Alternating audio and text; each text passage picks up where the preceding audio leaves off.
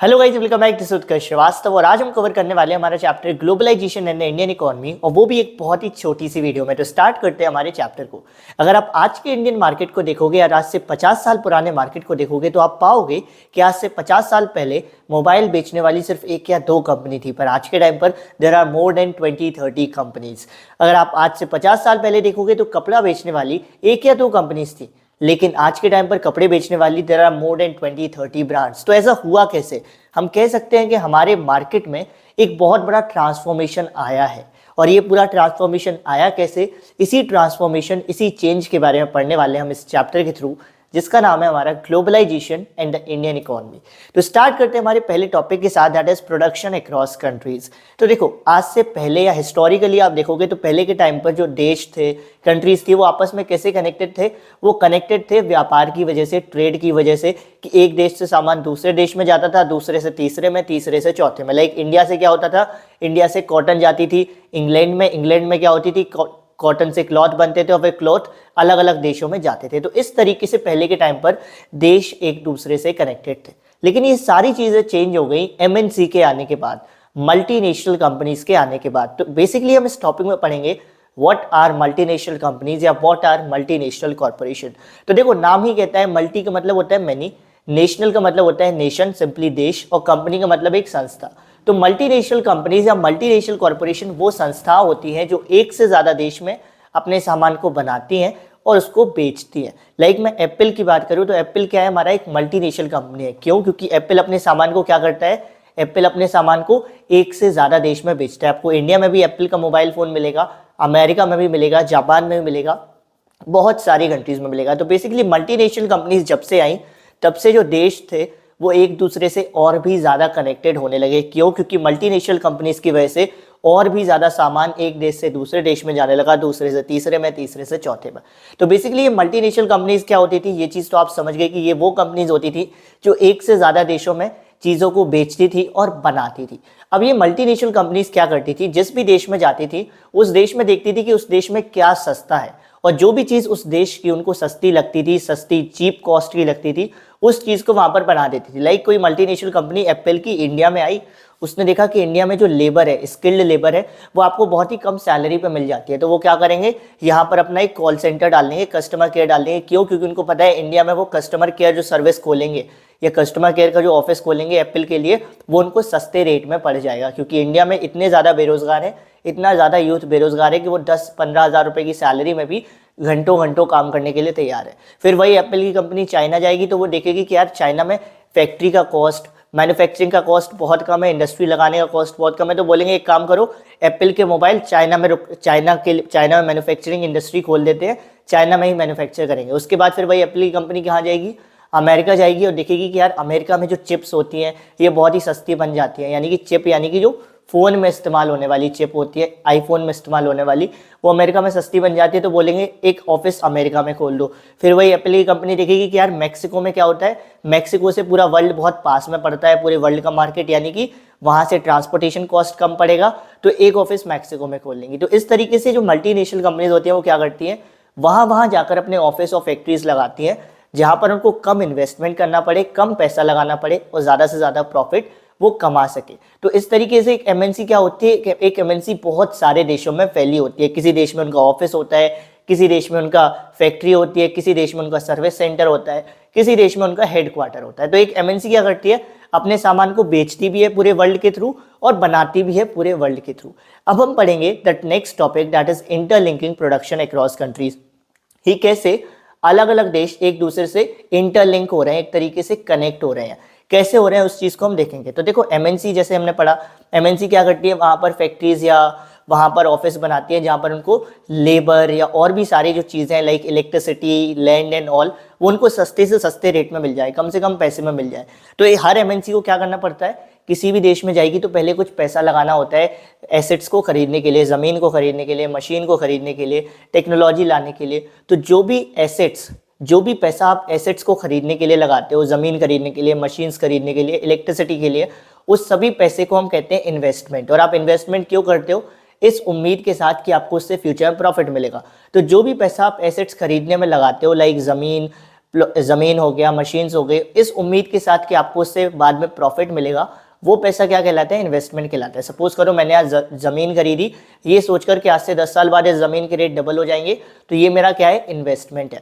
तो इसी तरीके से जब एक एमएनसी आती है तो वो क्या करती है? हमारे देश में आकर भी चीज़ों को खरीदती है, जिससे वो अपना ऑफिस फैक्ट्रीज वहाँ पर लगा सके। तो जो एमएनसी पैसा लगाती है उसको हम बोलते हैं फॉरेन इन्वेस्टमेंट। फॉरेन इन्वेस्टमेंट क्यों बोलते हैं? क्योंकि फॉरेन का मतलब विदेशी, और जो कंपनी आ रही है वो बाहर की है, इसीलिए हमने बोल दिया ये कौन सा इन्वेस्टमेंट हो गया? विदेशी इन्वेस्टमेंट, बाहर की कंपनी के द्वारा किया गया इन्वेस्टमेंट। तो एमएनसी जो इन्वेस्टमेंट करती है उसको हम फॉरेन इन्वेस्टमेंट बोलते हैं। तो कोई भी एमएनसी जब किसी देश में जाती है तो उसके कुछ तरीके होते हैं, कुछ कानून कायदे होते हैं। ऐसा नहीं है कि एमएनसी सुबह उठी और मुंह उठा के किसी भी देश में चली गई। वो प्रॉपर स्टडी करती है कि इस देश में कैसे हम जाएंगे, कैसे हम इस देश के मार्केट में अपनी जगह बनाएंगे, कैसे हम कस्टमर्स का दिल जीतेंगे एंड ऑल। तो एमएनसी क्या करती है? कुछ तरीके इस्तेमाल करती है जिससे वो क्या कर सके? किसी भी देश के मार्केट में जाकर खुद को इस्टेब्लिश कर सके, खुद को सेटल कर सके, और कंज्यूमर जो है उनके मन में जगह बना सके, उनका विश्वास जीत सके। बेसिकली एमएनसी 3 तरीके अपनाती है, और वो 3 तरीके कौन कौन से होते हैं उनको हम पढ़ेंगे हमारे इस टॉपिक में, that how MNC work with local companies, के एमएनसी और लोकल कंपनीज का क्या रिश्ता है। तो बेसिकली एमएनसी जब किसी देश में जाती है तो उसके सामने सबसे बड़ा चैलेंज होता है कि कैसे वो जो उस देश की ऑडियंस है, उस देश के कस्टमर्स है, उनके दिल में जगह बनाएगी। तो वो क्या करते हैं? उस देश की जो लोकल कंपनीज होती हैं, जो वहाँ पर पहले से स्टैब्लिश्ड होती है, पहले से वेल सेटल्ड होती है, उनकी मदद से लोगों के मन में जगह बनाती है, लोगों का विश्वास जीतती है।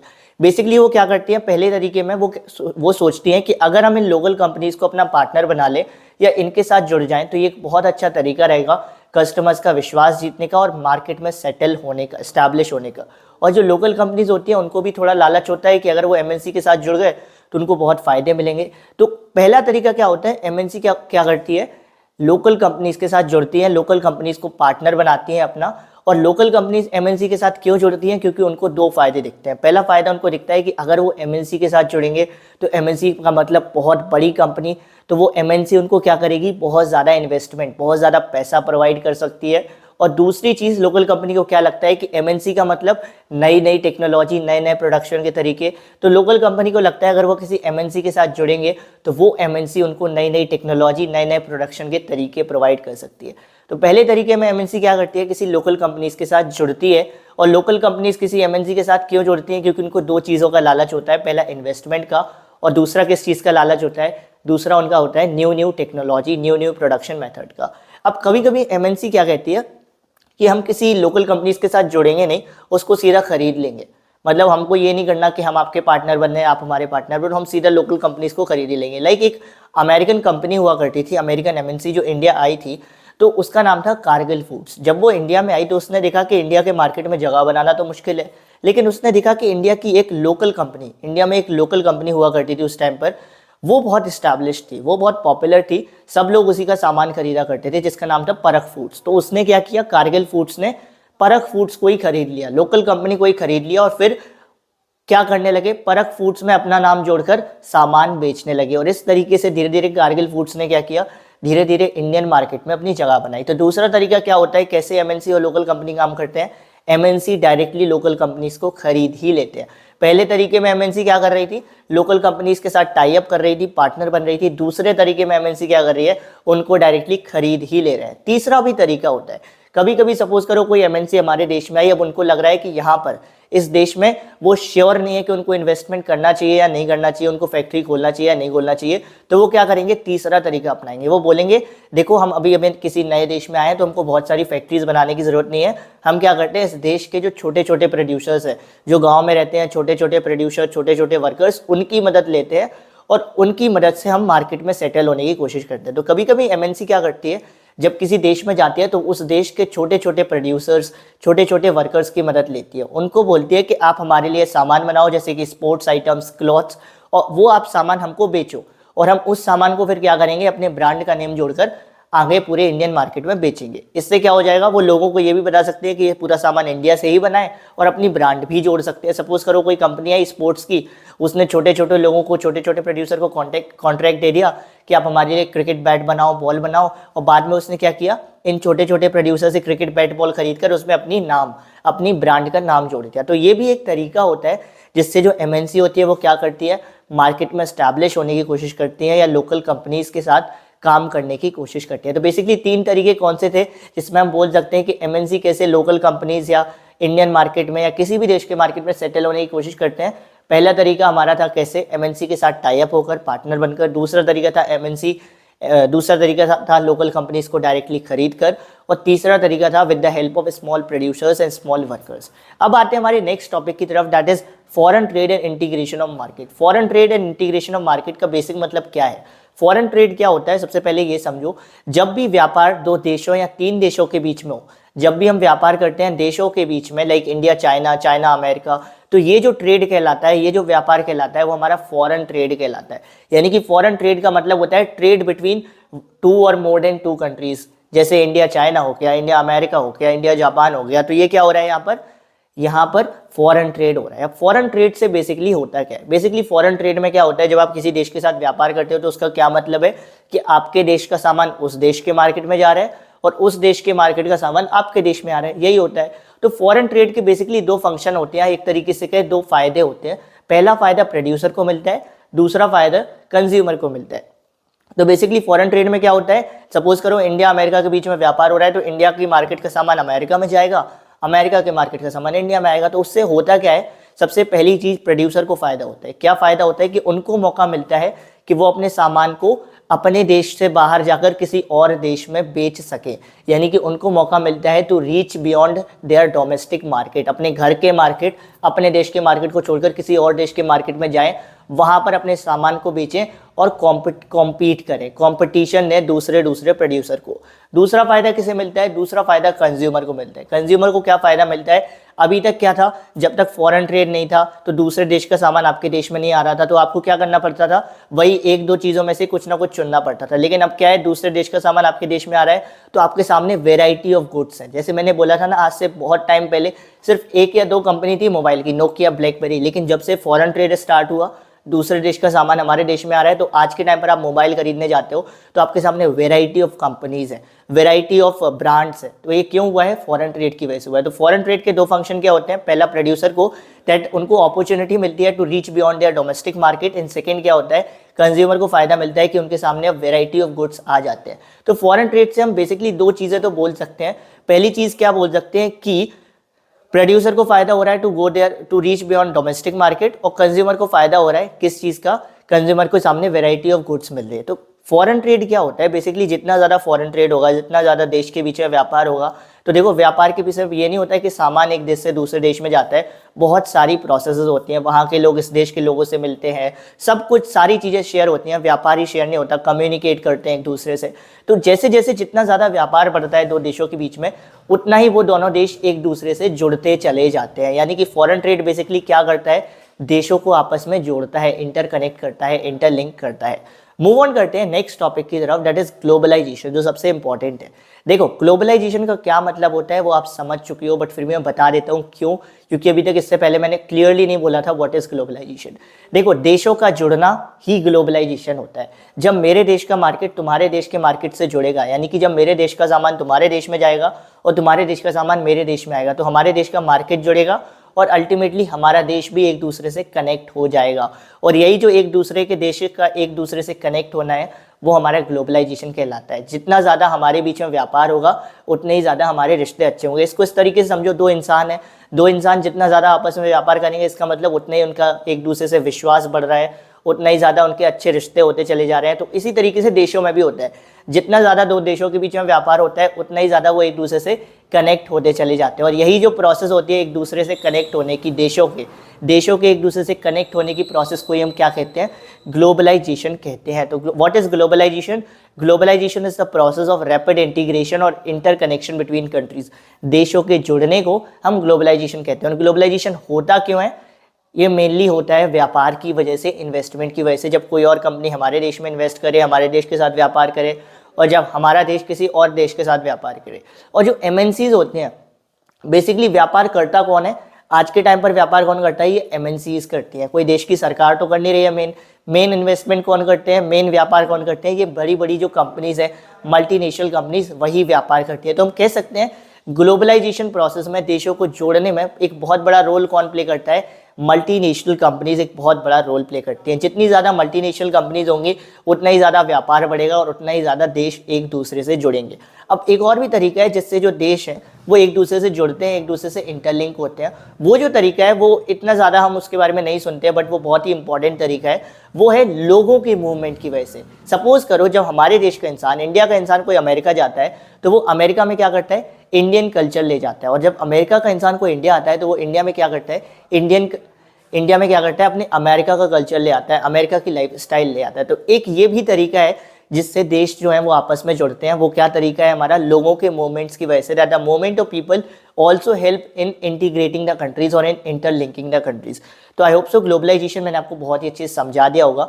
अब आते हैं हमारे नेक्स्ट टॉपिक की तरफ, that is factors that have enabled globalization. इसमें बेसिकली हम क्या पढ़ेंगे, उन फैक्टर्स या उन चीज़ों के बारे में पढ़ेंगे जिसकी वजह से ग्लोबलाइजेशन को एक बूस्ट मिला है, जिसकी वजह से व्यापार ज़्यादा से ज़्यादा बढ़ गया है कंट्रीज़ के बीच में। सबसे बड़ा फैक्टर आपको भी पता है, मुझे भी पता है, दैट इज टेक्नोलॉजी। जितनी ज़्यादा अच्छी अच्छी टेक्नोलॉजी होती जाएगी उतना ही ज़्यादा व्यापार करने में आसानी होगी। बेसिकली आज से पहले 40-50 साल पहले क्या होता था, 40-50 साल नहीं, सपोज करो हम 100 साल बोलते हैं, एक देश से दूसरे देश सामान ले जाना है तो आपको 30-40 दिन लग रहे हैं। आज के टाइम पर अब आप क्या कर सकते हो, बहुत जल्दी सामान पहुंचा सकते हो कम से कम ट्रांसपोर्टेशन कॉस्ट में। एक देश से दूसरे देश में बात करनी है तो पहले टेलीफोन नहीं था तो क्या था, कांटेक्ट करने में बहुत दिक्कत आती थी। अब आज के टाइम पर टेक्नोलॉजी इतनी अच्छी हो गई है, एक फ़ोन कॉल करो पूरी डील हो जाएगी। यानी कि आपके बिना मिले भी, सपोज करो आप किसी और देश में हो, मैं किसी और देश में हूँ, हमारे बिना मिले भी हमारी डील हो जाएगी। यानी कि टेक्नोलॉजी से क्या हुआ है, ग्लोबलाइजेशन प्रोसेस को, व्यापार को, फॉरेन ट्रेड को एक बहुत बड़ा बूस्ट मिला है। और इसी चीज़ के बारे में हम पढ़ने वाले हैं। बेसिकली ट्रांसपोर्टेशन की अगर हम बात करें तो ट्रांसपोर्टेशन की वजह से ग्लोबलाइजेशन को बूस्ट मिला है, डेफिनेटली मिला है। ट्रांसपोर्टेशन की टेक्नोलॉजी इतनी अच्छी हो गई कि अब लोग को यही नहीं लगता कि हमको इस देश से इतने दूर सामान भेजना है। वो कहते हैं चाहे जितने दूर हो 1-2 दिन में तो पहुंच ही जाएगा। लेकिन पहले के टाइम पे क्या होता था, जब ट्रांसपोर्टेशन टेक्नोलॉजी तगड़ी नहीं थी, वो कहते थे यार 40-50 दिन में पहुंचेगा, उसमें भी उम्मीद नहीं है कि पहुंचेगा या नहीं पहुंचेगा, हो सकता है बीच में वो शिप वे पलट जाए, कुछ हो जाए, है ना। तो टेक्नोलॉजी ने एक बहुत बड़ा रोल प्ले किया है। सबसे ज़्यादा अगर हम देखें तो टेलीकॉम फैसिलिटीज़ में या फिर कहीं पर भी आप देख लो, कोई भी टेक्नोलॉजी देख लो, उस टेक्नोलॉजी की वजह से कहीं ना कहीं ग्लोबलाइजेशन को बहुत ज़्यादा हेल्प मिली है। और सबसे ज़्यादा अगर हम देखेंगे तो आईटी सेक्टर की वजह से। पिछले कुछ सालों में अगर आप देखोगे इंडिया में information technology, computer application, computer software वाले सेक्टर में, वाले एरिया में बहुत ज़्यादा ग्रोथ आई है। उसकी वजह से क्या हुआ है, हमारे इंडिया में ग्लोबलाइजेशन प्रोसेस बहुत ज़्यादा बढ़ गई। हमारा इंडिया ग्लोबलाइजेशन प्रोसेस में नहीं था, यानी कि बाहर से हमारे देश में सामान बहुत कम आया करता था 1991 के पहले। लेकिन 1991 के बाद क्या हुआ, हमारे देश ने जैसे ही दूसरे देशों को अलाउ किया और खुद के देश को अलाउ किया दूसरों के साथ व्यापार करने के लिए, उससे हमारे देश में नई नई टेक्नोलॉजी आई। और हमारे देश की खुद की जो आईटी सेक्टर की टेक्नोलॉजी थी, जो धीरे धीरे इतनी अच्छी बढ़ गई, उसकी वजह से हमारा देश क्या बन पा रहा है, आज के टाइम पर वर्ल्ड पावर बन पा रहा है। क्यों? क्योंकि हमारे देश में टेक्नोलॉजी इतनी अच्छी है, तो हम ग्लोबलाइजेशन प्रोसेस में बहुत बढ़ चढ़कर हिस्सा ले सकते हैं। हम दूसरे देशों के साथ बहुत ही ईजिली व्यापार कर सकते हैं। आईटी सेक्टर से क्या होता है, बेसिकली आईटी सेक्टर से इतने ज़्यादा अपॉर्चुनिटीज़ खुल जाते हैं हर कंपनी को, हर ऑर्गेनाइजेशन को, कि वो किसी भी देश के साथ, किसी भी ऑर्गेनाइजेशन के साथ व्यापार कर सकती है। अब आता है हमारा next topic, that is liberalization of foreign trade. Liberalization क्या होता है? लिबरल का मतलब होता है आज़ाद, और लिबरलाइजेशन का मतलब एक तरीके से आज़ादी देना, फ्री करना। तो बेसिकली जब कोई व्यापार होता है देशों के बीच में, तो उसमें क्या होता है, इम्पोर्ट और एक्सपोर्ट। या तो सामान एक देश से दूसरे देश में जाता है, या फिर बेसिकली कहे तो हमारे, सपोज करो इंडिया ने फॉरेन ट्रेड किया तो क्या होगा, इंडिया से या तो सामान दूसरे देश में जाएगा यानी कि एक्सपोर्ट होगा, या फिर दूसरे देश से सामान इंडिया में आएगा यानी कि इम्पोर्ट होगा। तो सपोज करो चाइना जो चाहती है, चाइना चाहती है कि वो इंडिया में अपने खिलौने भेजे, टॉयज़ भेजे। तो अब इंडियन गवर्नमेंट के पास ये राइट है कि वो क्या कर सकती है कि जो चाइना से टॉयज़ आ रहे हैं, चाइना से खिलौने आ रहे हैं, उन पर इंडियन गवर्नमेंट टैक्स लगा सकती है। और ये जो टैक्स लगाना है, ये क्या है, एक एग्जांपल है ट्रेड बैरियर का। ट्रेड बैरियर एक तरीके से ब्रेकर बोल सकते हो। जैसे रोड पर आपकी गाड़ी की स्पीड को कम करने के लिए, जिससे आप बहुत तेज गाड़ी की स्पीड ना कर लो, ब्रेकर लगाए जाते हैं, उसी तरीके से ट्रेड को, व्यापार को कंट्रोल करने के लिए, कि कोई देश बहुत ज़्यादा व्यापार ना करने लगे किसी और देश के साथ, हम बैरियर्स का इस्तेमाल करते हैं। उन्हीं में से एक बैरियर होता है trade barrier, that is tax लगाना। क्या होगा अगर इंडिया की सरकार जो होगी वो चाइना से आ रहे खिलौने पर बहुत ज़्यादा टैक्स लगा देगी, तो चाइना वाले फिर वो खिलौने हमारे इंडिया में नहीं भेजेंगे। तो बेसिकली ये जो टैक्स लगाना है इंपोर्ट पर या एक्सपोर्ट पर, ये एग्जाम्पल है ट्रेड बैरियर का। और गवर्नमेंट क्या करती है, ये ट्रेड बैरियर्स को इस्तेमाल करती है क्या करने के लिए? ट्रेड को, व्यापार को कंट्रोल करने के लिए, व्यापार को कम ज़्यादा करने के लिए। सपोज करो जब हमारा देश आज़ाद हुआ था तो हमारे भारत देश की सरकार ने क्या बोला था कि हमको क्या करना है, पहले हमारे देश के मार्केट को अच्छा करना है। तो उस टाइम पर की सरकार ने बोला कि हम बाहर से बहुत कम ही सामान, जो जो बिल्कुल बेसिक सामान है उसी को हमारे देश में आने देंगे, बाकी सब सामान पे हम बहुत ज़्यादा टैक्स लगा देंगे, यानी कि बहुत ज़्यादा ट्रेड बैरियर्स कर देंगे। तो उससे क्या हुआ, उससे हमारे देश में बाहर का सामान आना रुक गया था। और उसके बाद जब हमारी इंडिया की सरकार को लगा कि हमारा देश अब वर्ल्ड मार्केट में कॉम्पीट कर सकता है, तो उन्होंने क्या किया, बहुत सारे ट्रेड बैरियर्स को हटा दिया, मतलब जो टैक्सेस उन्होंने बहुत बड़ा रखे थे उनको कम कर दिया।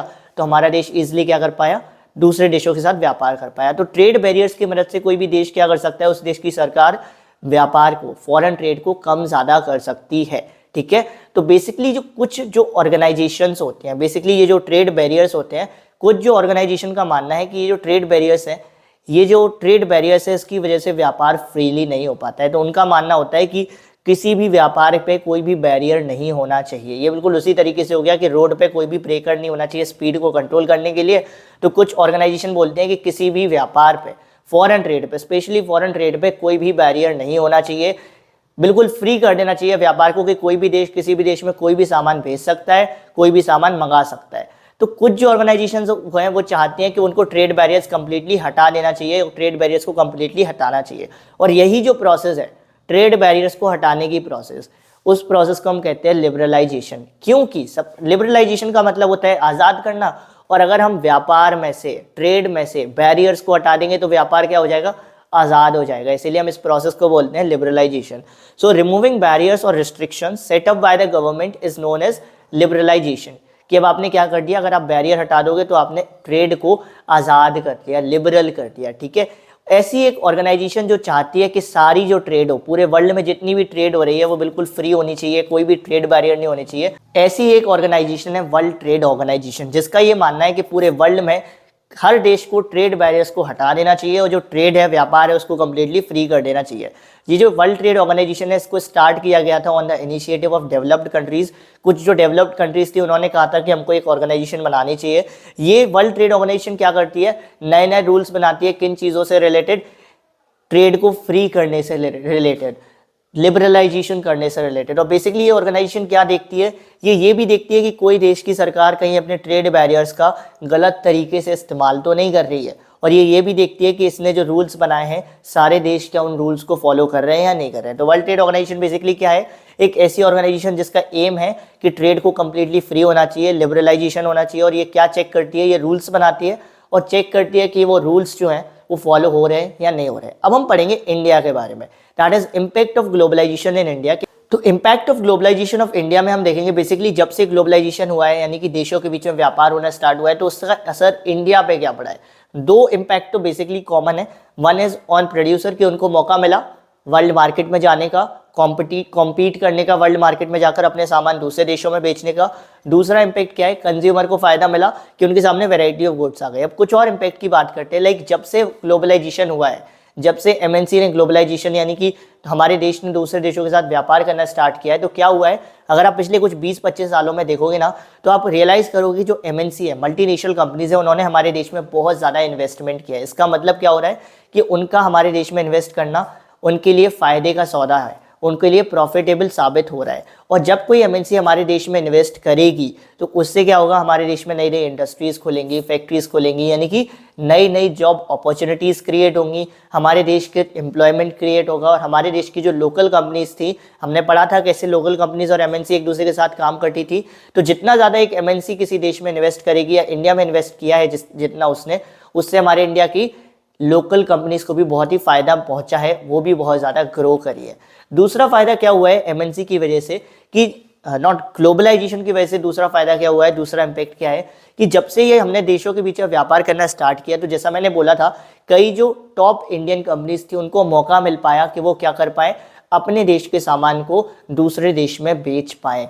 अपने देश के सामान को दूसरे मार्केट में, दूसरे देशों के मार्केट में इंट्रोड्यूस करा पाएँ, बहुत सारी नई नई टेक्नोलॉजी अपने भी देश में ला पाएँ, बहुत सारे प्रोडक्शन मेथड्स को यूज़ कर पाए। क्योंकि जब ग्लोबलाइजेशन होगा यानी कि बेसिकली देशों के बीच में व्यापार होगा तो क्या होगा, आपको नई नई टेक्नोलॉजी के बारे में पता चलेगा, आपको नए नए प्रोडक्ट्स के बारे में पता चलेगा।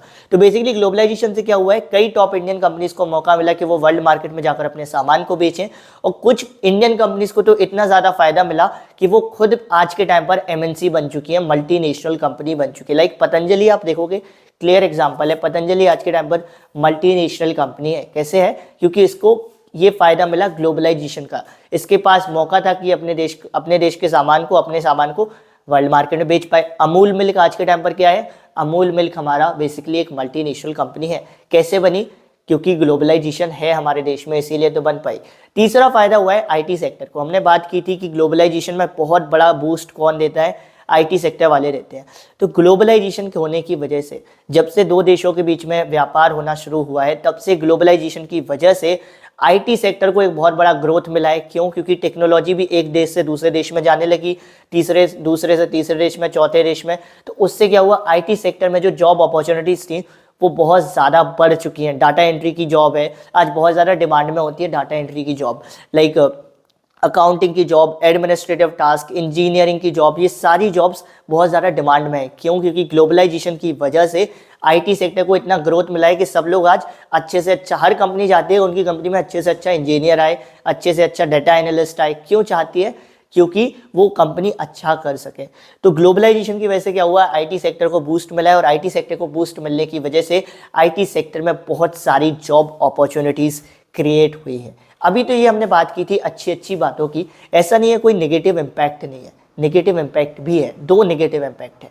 नंबर 1 नेगेटिव इम्पैक्ट है कि ऐसा नहीं है कि ग्लोबलाइजेशन होने की वजह से, देशों के बीच व्यापार होने की वजह से सारी लोकल कंपनीज को फायदा हुआ है। कई सारी लोकल कंपनीज ऐसी थी जिनके पास कम पैसा था, कम टेक्नोलॉजी थी, जो क्या हुआ, जो जब ग्लोबलाइजेशन आया, देशों के बीच में व्यापार होना स्टार्ट हुआ, तो ग्लोबलाइजेशन में कॉम्पीट ही नहीं कर पाई और प्रॉपर बंद हो गई। यानी कि ग्लोबलाइजेशन का पहला नेगेटिव इम्पैक्ट ये है कि कई जो लोकल कंपनीज थी वो इतनी कैपेबल ही नहीं बची कि वो वर्ल्ड मार्केट में खुद को रख पाएँ, वर्ल्ड मार्केट के सामान के साथ अपने सामान को कॉम्पीट करा पाएँ, और इसीलिए बंद हो गई।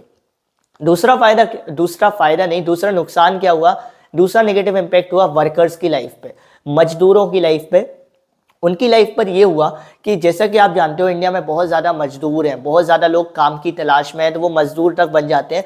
तो उससे क्या हुआ, जब दूसरे देशों, हमारे देश के साथ व्यापार करना शुरू किया, हमारे देश में ग्लोबलाइजेशन आया, तो उन्होंने देखा कि मजदूर क्या है, उनको तो किसी भी कीमत पे जॉब चाहिए, तो उनका एक्सप्लॉयटेशन होने लगा, उनका एक तरीके से शोषण होने लगा कि उनको कम से कम सैलरी पे काम कराते थे और घंटों घंटों काम कराते थे। सपोज करो 5,000 रुपये दे रहे हैं और 14-14 घंटे जॉब करा रहे हैं। यानी कि दूसरा नेगेटिव इम्पैक्ट ये था कि ग्लोबलाइजेशन आने के बाद जो वर्कर्स की लाइफ थी वो बहुत ज़्यादा स्ट्रगल भरी हो गई, बहुत ज़्यादा हार्डशिप भरी हो गई। एक तरीके से क्या हुआ, उनका एक्सप्लॉयटेशन होना शुरू हो गया। बेसिकली ये चीज़ तो आपने अपने आसपास ज़रूर देखी होगी, किसी प्राइवेट कंपनी में सिक्योरिटी गार्ड किस तरीके से काम करता है, या फिर किसी कॉल सेंटर पे, कई सारे कॉल सेंटर ऐसे हैं जो सिर्फ 7-8 हज़ार रुपये देते हैं और 12-12, 14-14 घंटे जॉब कराते हैं, ओवर टाइम के पैसे तक नहीं देते हैं।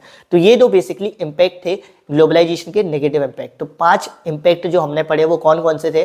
5 इम्पैक्ट में पहला इम्पैक्ट था एमएनसी का, कि उससे नई नई जॉब अपॉर्चुनिटीज़ क्रिएट हुई हैं, एमएनसी ने हमारे देश में इन्वेस्ट किया है। सेकेंड इम्पैक्ट क्या था, सेकेंड इम्पैक्ट था हमारे कि कुछ हमारी इंडियन कंपनीज को मौका मिला वर्ल्ड मार्केट में कॉम्पीट करने का, जिससे वो खुद को और ज़्यादा अच्छा बेहतर बना पाई। तीसरा इम्पैक्ट क्या था, आईटी सेक्टर को बूस्ट मिला, आईटी सेक्टर में बहुत सारी जॉब अपॉर्चुनिटीज़ क्रिएट हुई। और चौथा नेगेटिव इम्पैक्ट क्या था, नेगेटिव इम्पैक्ट बेसिकली ये था कि कई लोकल कंपनीज बंद हो गई, ठप हो गई एक तरीके से। पांचवा जो एक और नेगेटिव इम्पैक्ट था वो क्या था, वर्कर्स की लाइफ बहुत ज़्यादा स्ट्रगल से भर गई।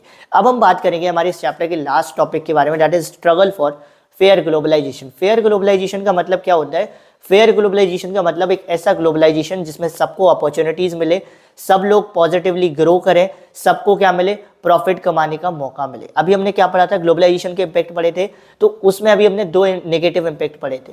तो फेयर ग्लोबलाइजेशन का मतलब है कि कोई भी नेगेटिव इम्पैक्ट हो ही ना, किसी को नुकसान ना हो, सबको सिर्फ ग्लोबलाइजेशन का फायदा हो। तो ऐसा कब होगा, ये कैसे होगा कि फेयर ग्लोबलाइजेशन हम किसी देश में ला पाएँ, ये कैसे पॉसिबल है फेयर ग्लोबलाइजेशन लाना, उस चीज़ को हम समझेंगे इस चैप्टर में नहीं, इस टॉपिक में।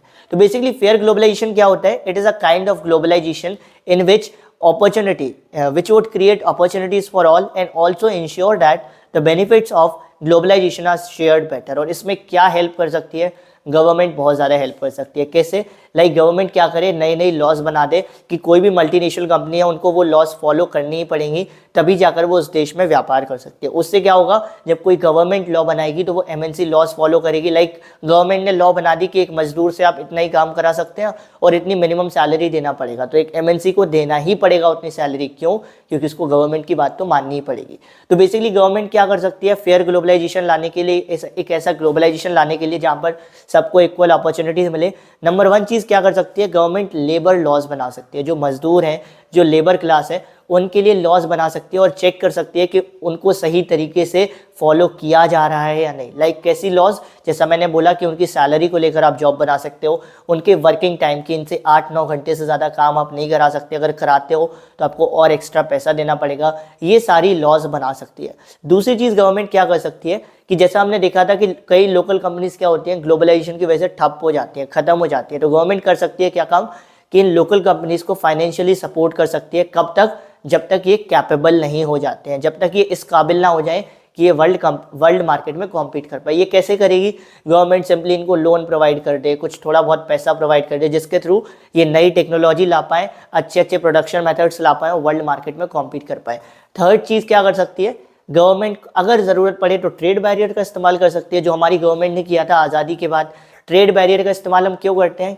क्योंकि हम चाहते हैं कि पहले हमारे देश का मार्केट तो ग्रो हो, तब जाकर तो हम किसी और देश के मार्केट्स के साथ ग्रो करेंगे, compete करेंगे। लाइक 1947 के बाद हुआ, हमारा देश बिखरा हुआ था, तो देश की सरकार ने बोला पहले हमारे देश के प्रोड्यूसर, हमारे देश के बिजनेसमैन तो ग्रो कर पाए, तब तो हम दूसरे देशों के साथ कॉम्पीट करेंगे। तो इसी तरीके से सरकार अगर चाहे, उसको लगता है कि उसके देश के मजदूरों का, व्यापारियों का ज़्यादा शोषण हो रहा है, ज़्यादा नुकसान हो रहा है, तो वो क्या कर सकती है, वो ट्रेड बैरियर्स का भी इस्तेमाल कर सकती है। तो ये तो 3 तरीके हैं जिसके थ्रू गवर्नमेंट फेयर ग्लोबलाइजेशन लाने की कोशिश कर सकती है। पहला, प्रॉपर लेबर लॉज बनाकर उनको इम्प्लीमेंट कराकर। दूसरा, सपोर्ट प्रोवाइड कर किनको, लोकल कंपनीज, लोकल प्रोड्यूसर को। और तीसरा, ट्रेड बैरियर्स को इस्तेमाल कर। तो यहाँ तो होता है हमारे चैप्टर का D and. I hope so आपको ये वीडियो पसंद आई होगी एंड ये वीडियो छोटी सी रही होगी, मुझे नहीं पता कितना टाइम हो गया है, बट आई होप सो आपको ये वीडियो प्रॉपर समझ आ गई होगी, ये चैप्टर प्रॉपर समझ आ गया होगा। मिलते हैं हमारी नेक्स्ट वीडियो में एक नए छोटे से चैप्टर के साथ, तब तक के लिए गुड बाय।